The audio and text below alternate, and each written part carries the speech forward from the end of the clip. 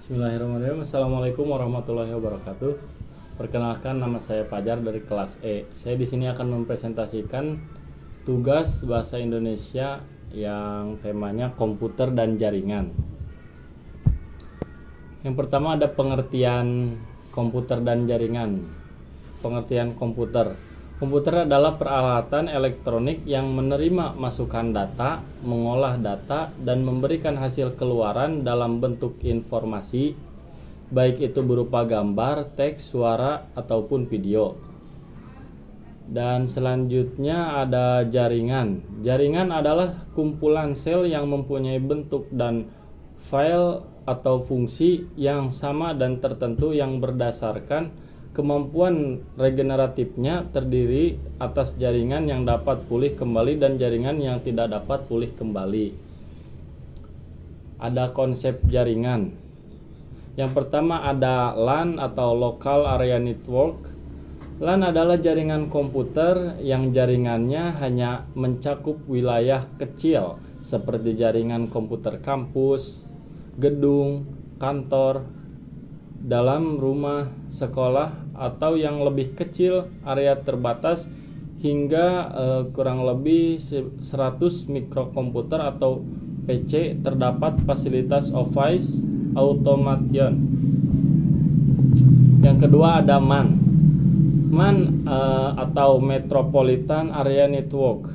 MAN adalah suatu jaringan dalam suatu kota dengan transfer data berkecepatan tinggi yang menghubungkan berbagai lokasi seperti kampus, perkantoran, pemerintahan, dan sebagainya.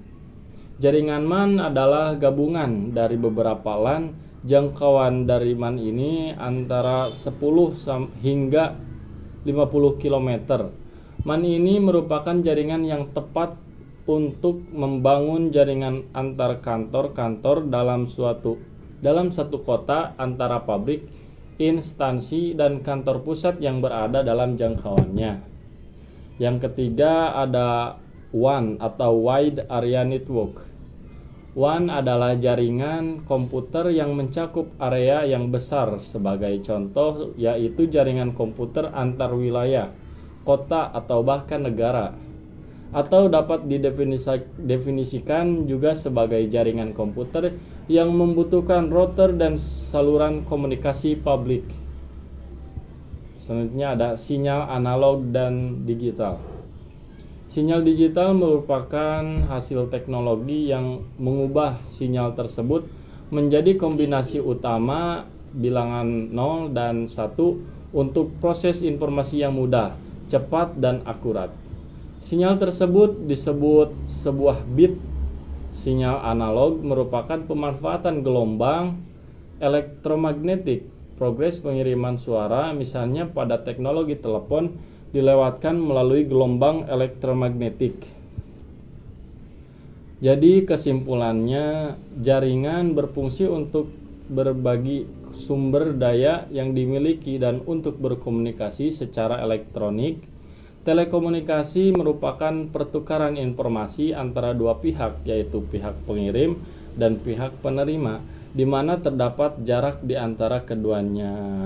Ya, sekian presentasi dari saya. Mohon maaf jika ada kesalahan.